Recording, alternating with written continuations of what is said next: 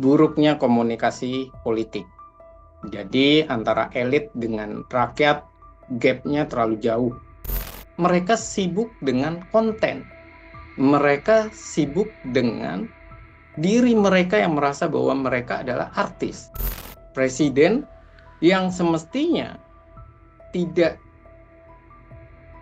sepenuhnya bertanggung jawab, malah harus bertanggung jawab. Demonstrasi besar-besaran menambah catatan buruk pemerintahan Presiden Prabowo Subianto dan Wakil Presiden Gibran Rakabuming Raka yang belum genap 1 tahun. Pernyataan tegas sudah disampaikan ini melalui Presiden Prabowo yang mengajak serta seluruh partai politik untuk bersikap. Namun, apakah upaya Presiden ini berhasil meredam massa? Apakah tuntutan mereka sedianya didengar dan ditindaklanjuti? Kita akan berdiskusi dan membahasnya bersama dengan pakar politik Citra Institut, Bang Efriza, yang sudah bergabung dengan kami melalui sambungan Zoom di program Tribun News on Focus bersama saya, Tini Afsin. Halo, selamat sore Bang Efriza, apa kabar? Sore Mbak Tini, kabar saya alhamdulillah baik. Terima kasih untuk Tribun News dan Tribun Non Fokus. Hanya saja kabar Indonesia yang masih belum terlalu baik. Ya, baik. Benar ini karena memanas di sejumlah daerah begitu ya, Bang. Demonstrasi di mana-mana, kericuhan di mana-mana, bahkan terjadi pembakaran, bahkan ada juga yang meninggal atas insiden ini. Begitu. Oke, sebagai pembuka Bang Efriza ini bagaimana kemudian Bang Efriza melihat sikap elit dalam respon demonstrasi dan kritik dari masyarakat sekitar saat ini?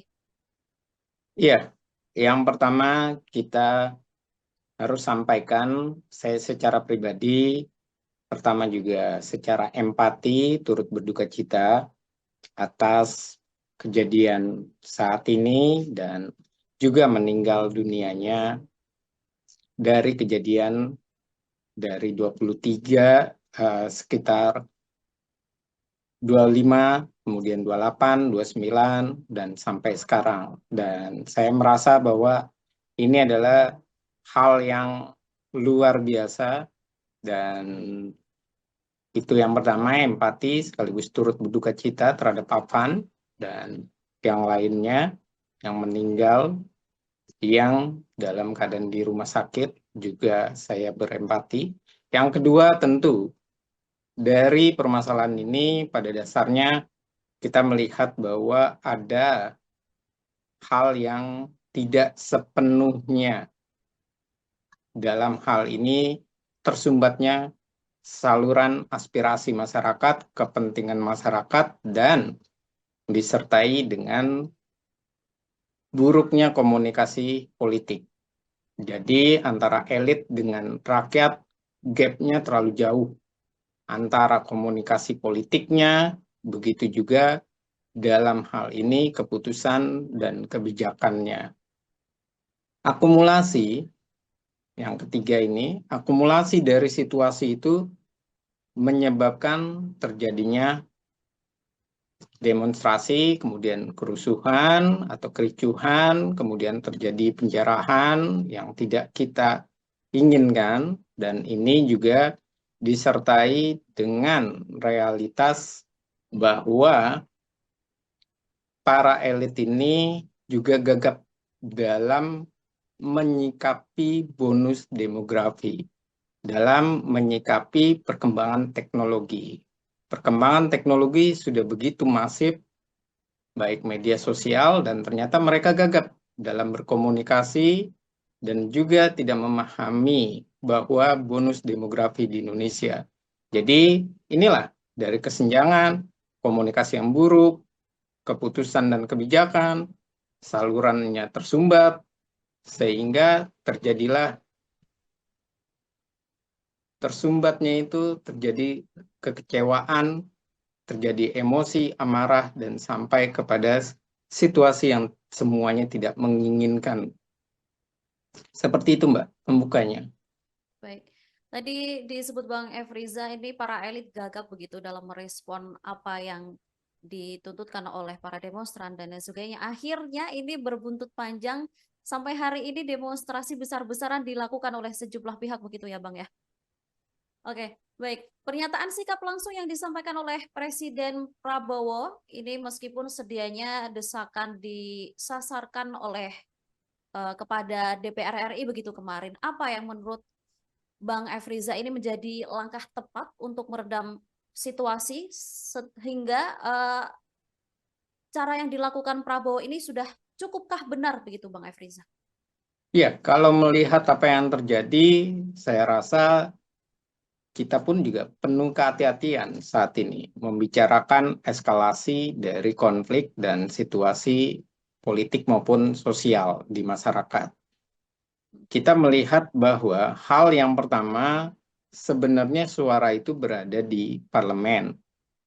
Tapi karena perilaku parlemen saat ini yang saya rasa ada yang mereka abaikan.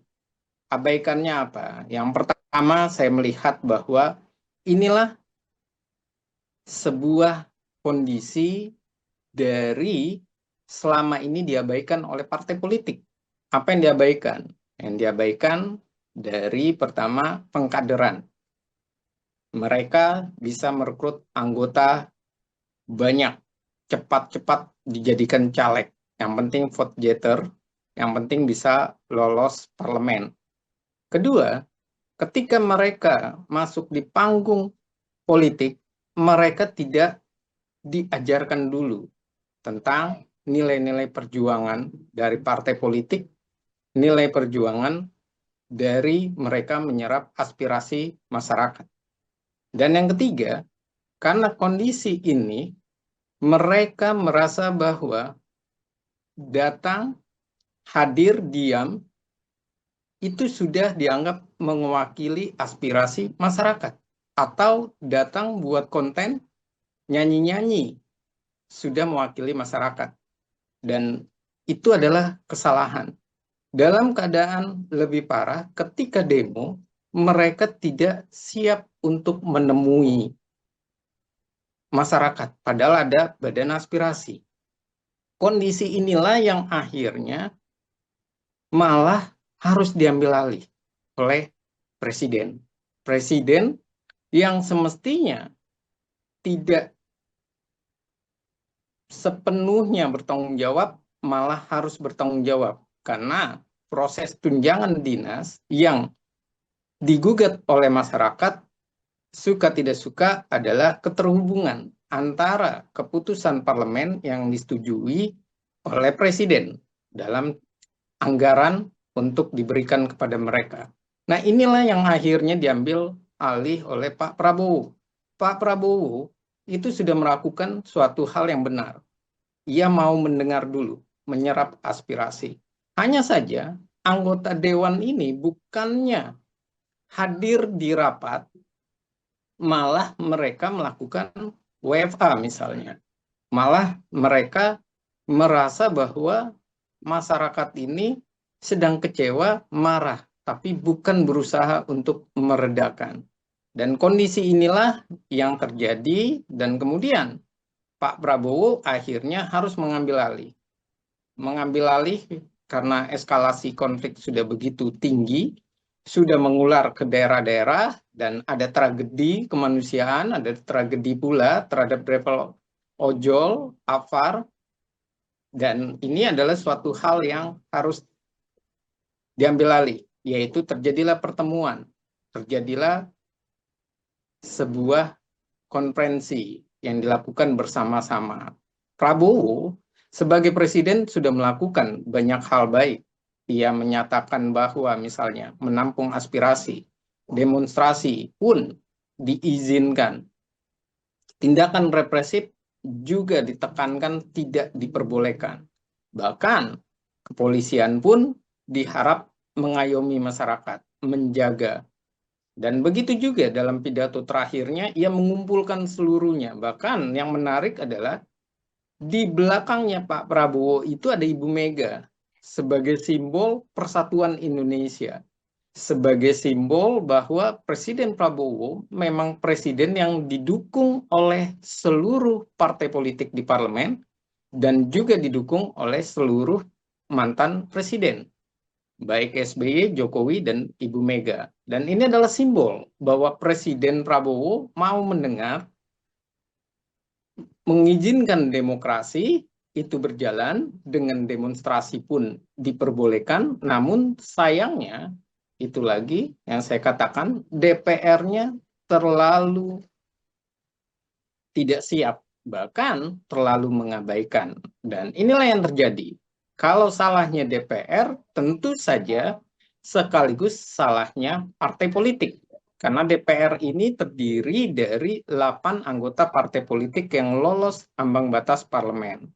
Dan ini kesalahan dari mereka yang tidak punya anggota yang benar-benar tegas, bisa mengayomi masyarakat dalam hal ini, berdekatan dengan masyarakat, berbaur, menampung aspirasi, dan tidak mengambil jarak dengan masyarakat.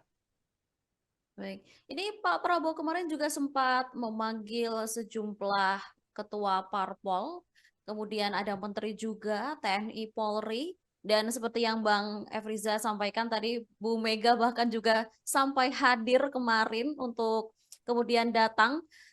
Bagaimana kemudian Bang Efriza menyikapi langkah-langkah dari Pak Prabowo ini mengumpulkan semua pihak di tengah memanasnya demonstrasi ini?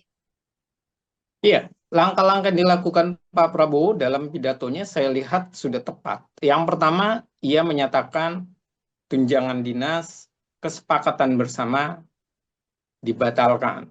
Dan itu pun juga kita melihat sebelum Pak Prabowo mengambil keputusan itu, partai politik sudah menyatakan satu persatu dan diumumkan kepada publik.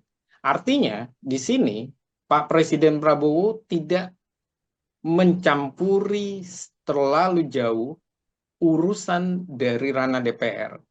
Tapi ia berdialog dengan ketua umum partai dan berdialog dengan DPR. Karena bagaimanapun DPR ini dalam saat ini tidak bisa bersidang atau tidak dalam keadaan bersidang, maka yang dilakukan oleh Pak Prabowo adalah DPR ini adalah terdiri dari partai. Maka ketua umum partai politiknya lah yang diajak untuk berdialog, mewakili dari seluruh keinginan masyarakat. Dan itu hal yang utama. Yang kedua, setelah Pak Presiden melakukan sebuah pembatalan, Pak Presiden melakukan lompatan baik, yaitu kunjungan kerja ke luar negeri pun akan dievaluasi, di moratorium malah. Dan ini adalah suatu hal yang sangat baik sekali. Bahkan dia pun juga menyampaikan, nonaktif dilakukan oleh partai politik terhadap 4 nama anggota dewan yang dianggap tidak peka oleh publik, yang dianggap arogan dan segala macam. Dan berikutnya, Pak Prabowo pun menyikapi situasi dari permintaan masyarakat untuk transparan, untuk diproses dalam kasus kematian driver ojol, beliau pun menyampaikan bahwa itu akan dilaksanakan. Beliau pun bahkan memberikan nasihat yang terbaik.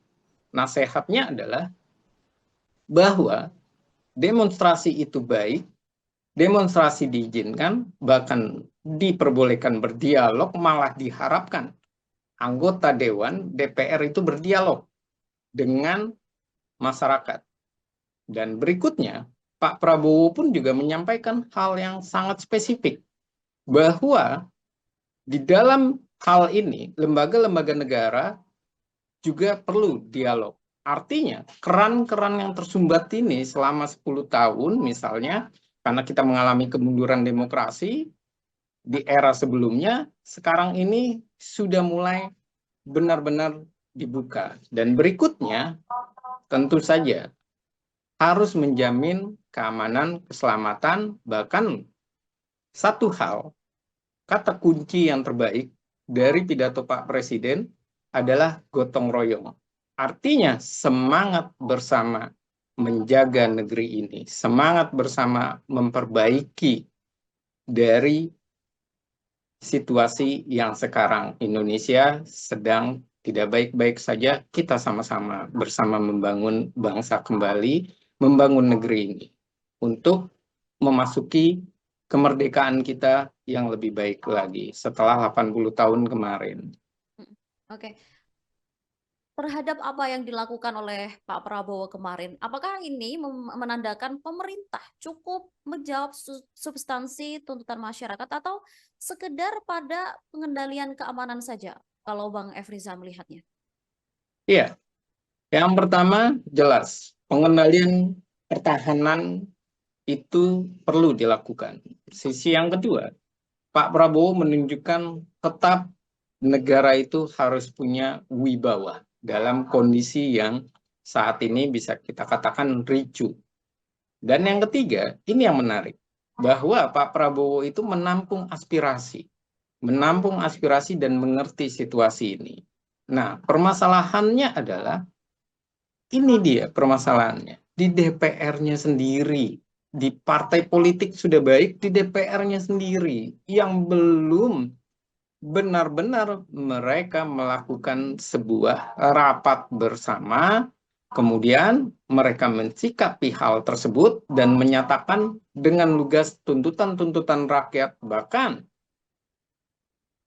wakil ketua DPR maupun pimpinan DPR seluruhnya sudah semestinya, sudah selayaknya menyatakan berbenah dirinya seperti apa, menunjukkan berbenah dirinya.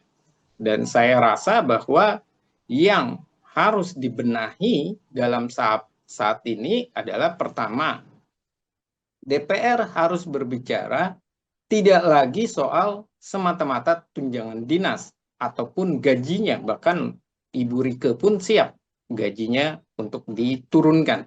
Tapi mereka harus berbicara tentang reformasi gaji secara nasional. Kenapa? Karena gap-nya terlalu jauh, terlalu menganga. DPR take home pay-nya 100 juta lebih, sementara rakyat untuk mendapatkan 3 juta saja susah dalam waktu 1 bulan. Bahkan ada di daerah tertinggal yang dia bekerja 200 ribu. Dan ini sangat terasa sekali. Dan ini ditambah dengan situasi rakyat dapat memaklumi kalau anggota dewannya itu berbicara di DPR. Anggota dewannya ini membawa aspirasi masyarakat, memperjuangkan tuntutan masyarakat. Seperti apa tuntutan masyarakat? Ramai-ramai mereka membahas tentang RUU perampasan aset misalnya. Atau ramai-ramai mereka memprioritaskan legislasi, melakukan pengawasan.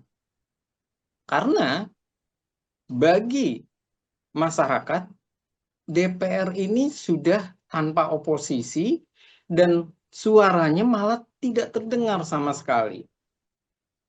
Semua tergantung dari eksekutif. Dan yang terjadi adalah mereka sibuk dengan konten.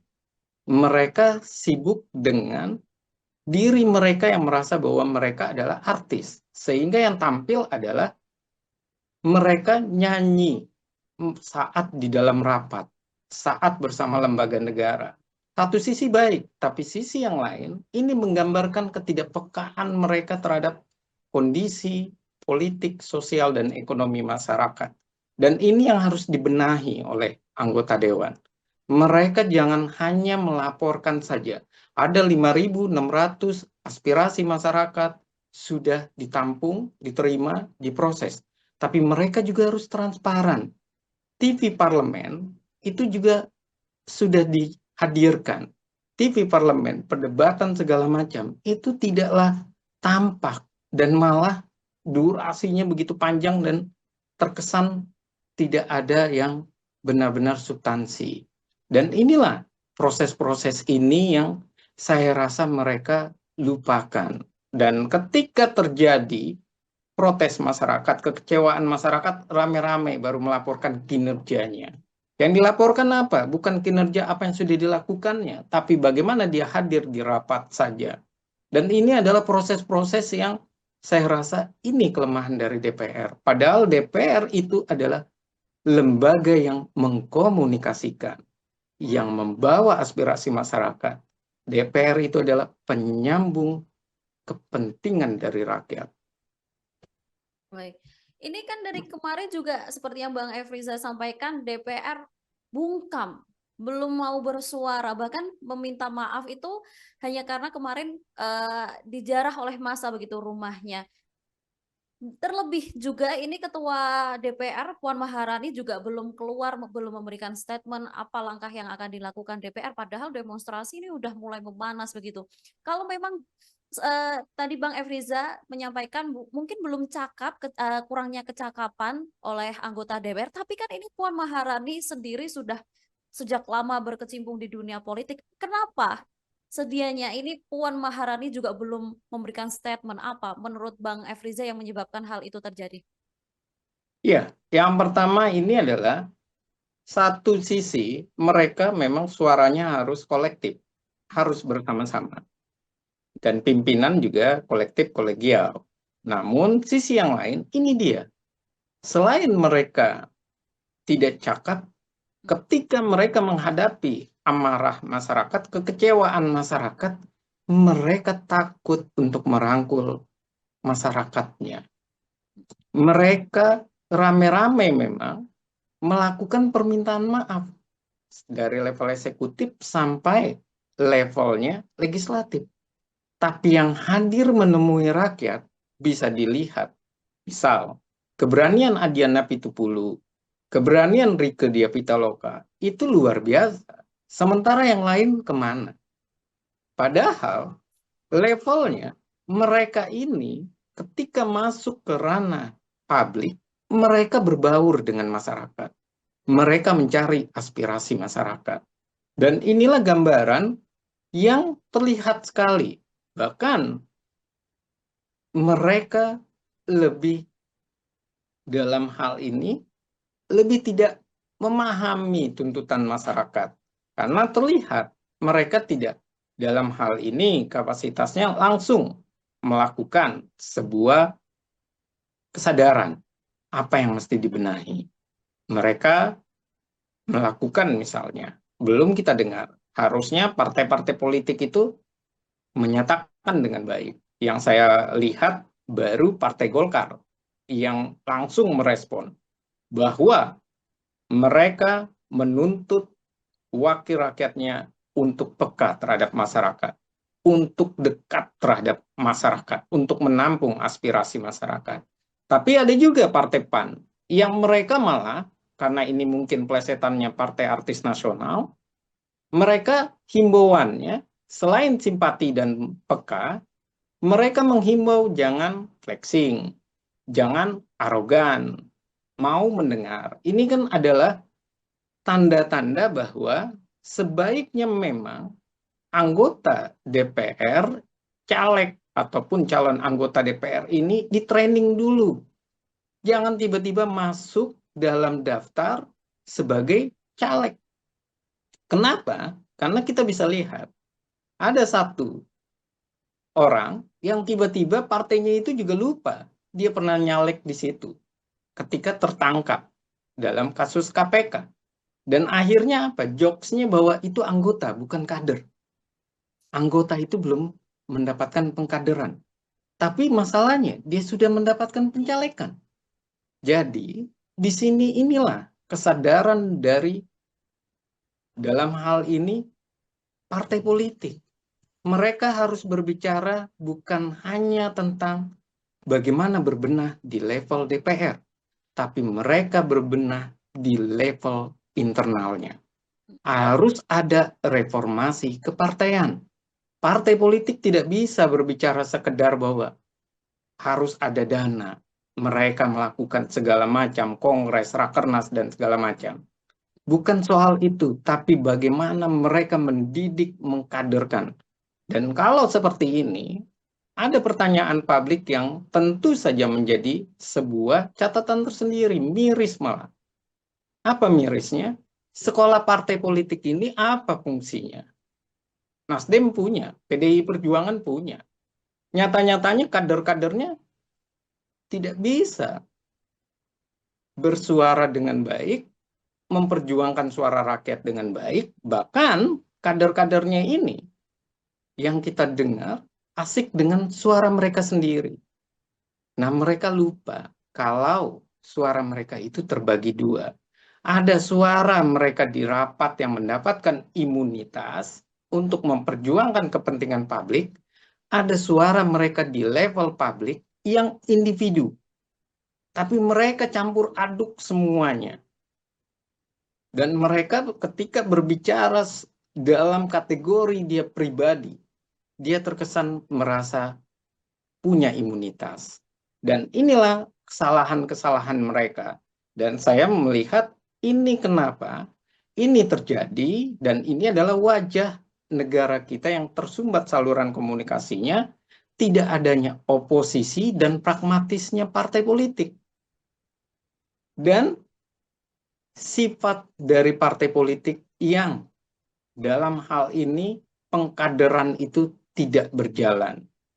Sehingga ketika menghadapi situasi di parlemen, situasi di dalam hal ini adalah pemilihan umum, mereka mencari orang-orang yang populer semata, pebisnis semata, tapi lupa bagaimana cengkok suara ideologi partainya.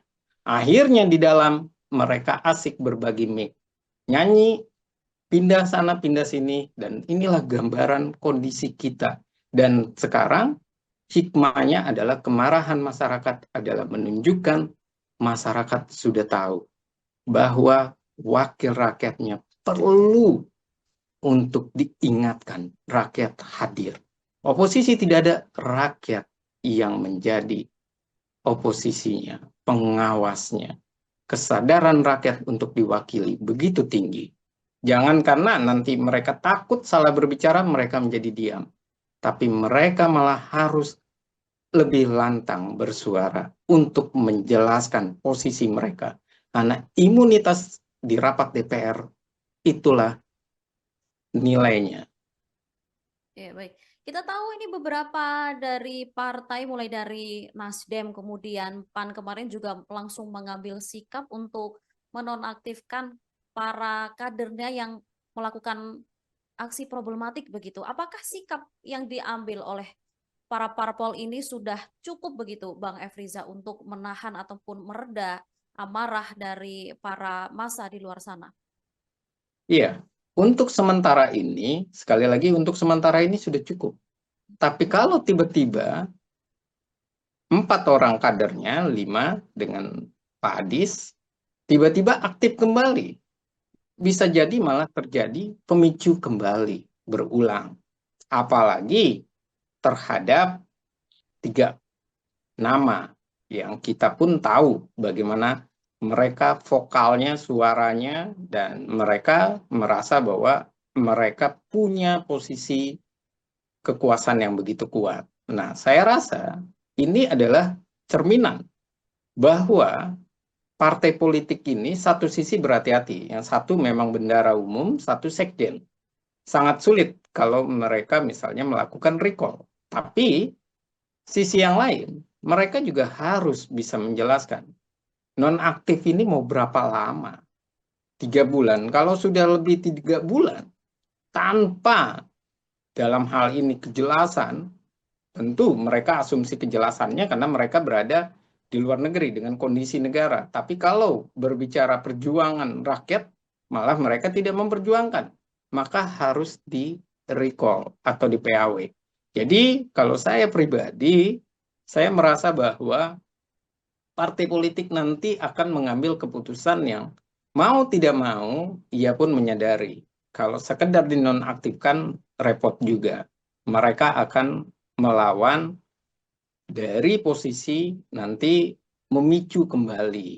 Jadi bisa saja masyarakat memaafkan tapi belum tentu melupakan. Dan ini harus diperhitungkan benar-benar. Saat ini sementara dinonaktifkan, dimaafkan oleh masyarakat, diterima. Tapi belum tentu melupakan. Dan ini berbahaya kalau mereka atau masyarakat tidak melupakan masalah tersebut. Masyarakat malah merasa tidak terwakili. Kalau saya pribadi menyarankan tarik saja, recall, PAW. Dan dalam beberapa kasus, pertama, untuk Dapil DKI Jakarta sudah tepat. Eko, kemudian dari hal ini adalah Uya Kuya, sudah tepat. Dia dari Dapil Jakarta. PAW-nya permintaan masyarakat melalui partai politik. Dan partai politik tidak arogan. Beda dengan apa yang terjadi di balik layar. Partai politik arogan.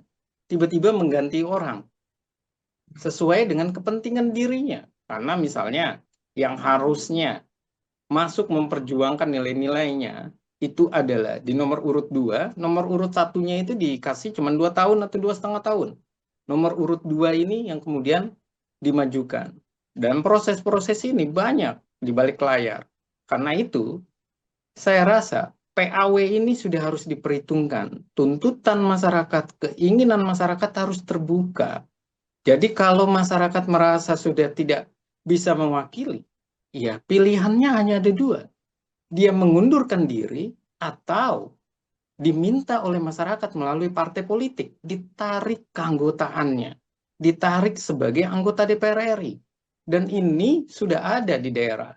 Misalnya seorang artis, Baby, dari Nasdem pula, yang dia tidak hadir. Begitu juga waktu itu dari PAN. Dia tidak hadir sampai dianggap ratu bolos. Kemudian tersorot oleh publik. Mereka memilih mengundurkan diri. Dan ada juga yang sadar kemarin, selain di level pusat, di level DPRD, dia menyatakan mengundurkan diri. Dan sudah ada pernyataannya. Dan ini adalah sebuah kesadaran. Dan saya rasa partai politik itu harus membangun itu. Jadi nanti ke depannya tidak lagi ada persepsi bahwa suara rakyat hanya 8 jam. Tapi suara rakyat benar-benar di bawah 5 tahun. Keinginan rakyat, legitimasi dari rakyat itu tidak perlu menunggu pemilihan umum. Kalau memang bermasalah, bisa rakyat mengajukan. Misalnya dengan petisi, ataupun dengan sebuah pernyataan. Disikapi dengan dialog, misalnya. Dan ini adalah suatu hal yang saya rasa wajib. Sehingga ke depannya, artis-artis itu bisa lebih baik bersuaranya, bisa juga lebih baik dalam kapasitasnya. Jadi tidak ada lagi yang namanya sebutan anggota parlemen karbitan. Tidak ada lagi namanya anggota parlemen yang tidak cakap.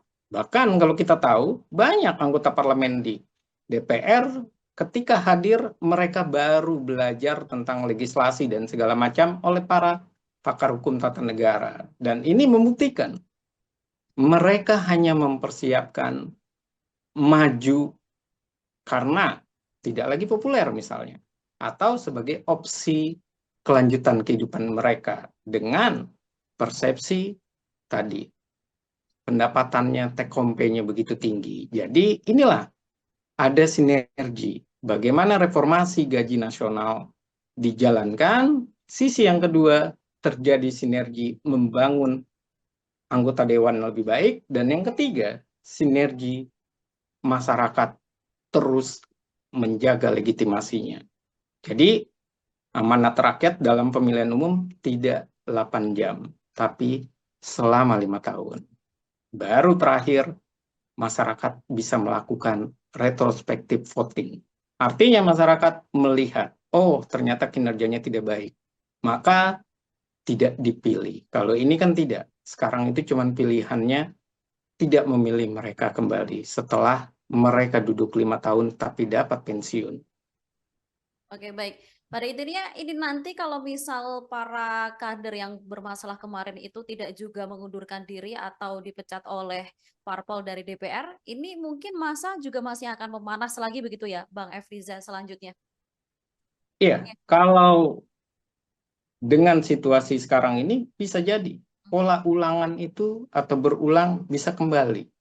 Dan kita bisa memprediksi hal itu bisa saja, kemungkinan itu besar terjadi. Karena tadi, memaafkan belum tentu melupakan. Dan ini adalah sebuah konteks bagaimana partai, DPR, maupun dalam hal ini para pekerja atau pejabat negara yang di kabinet sudah mulai harus berpikir bahwa perjuangan mereka, jabatan mereka, nilai-nilai mereka, pendapatan dan segala macam itu adalah untuk mewakili masyarakat, memberikan kepentingan dan aspirasi sesuai dengan harapan dan keinginan dari masyarakat. Jangan lagi masyarakat itu seperti yoyo, dinaik turunkan, dipermainkan, dan emosi masyarakat terjadi meluap, dan ini sangat berbahaya. Dan kita melihat mengapa hal ini berbahaya? Ya karena tersumbatnya. Yang kedua, bonus demografi yang begitu besar. Dan sisi yang ketiga adalah kesadaran pemilih.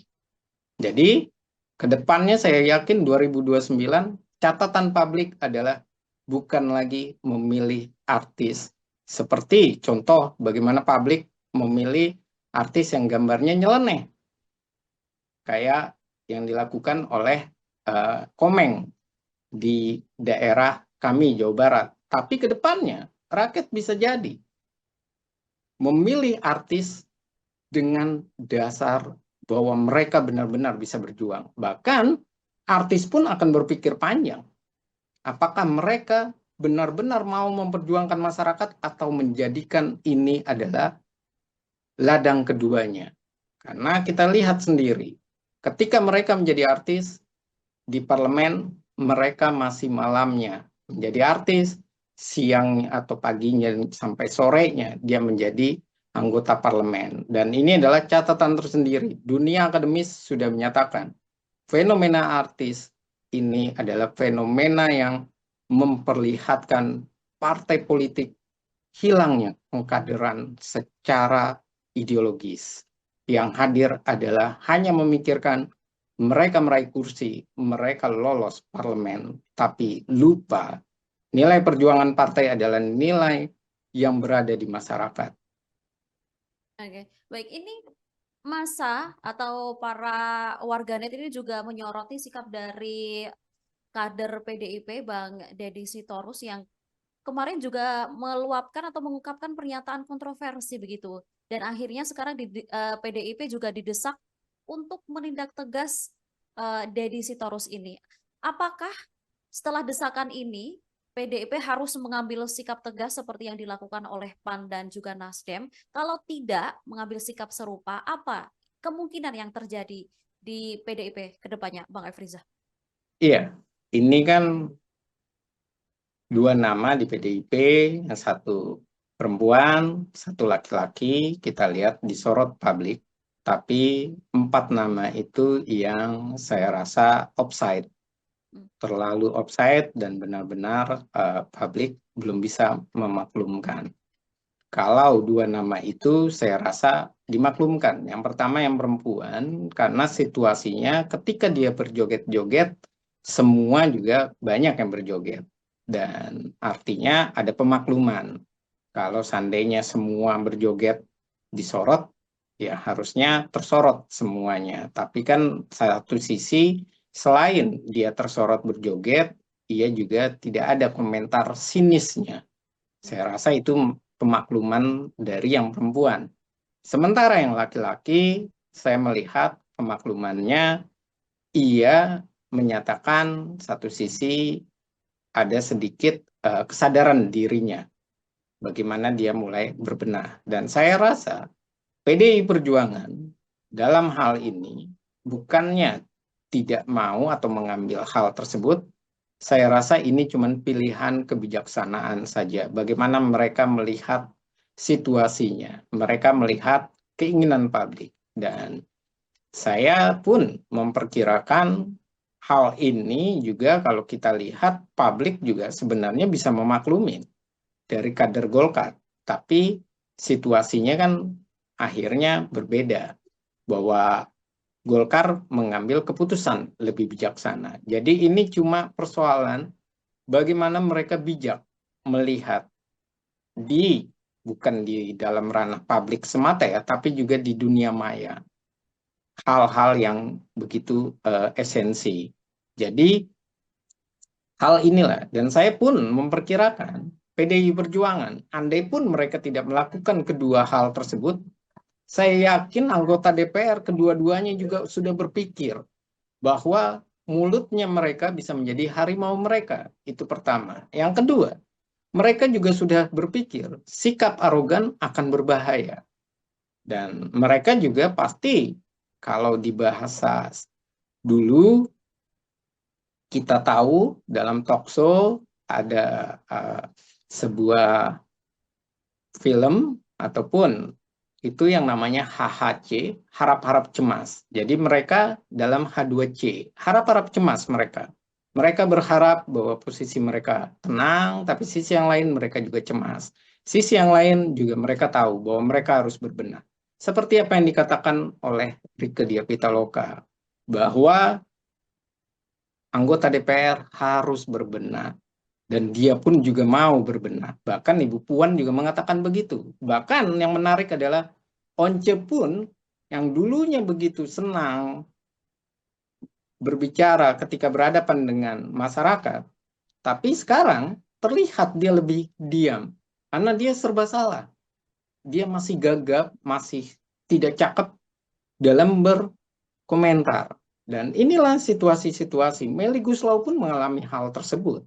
Dan ini adalah gambaran-gambaran situasi yang saya meyakini di benak mereka, di hati mereka, di dalam pikiran mereka dan hati mereka itu tidaklah tenang.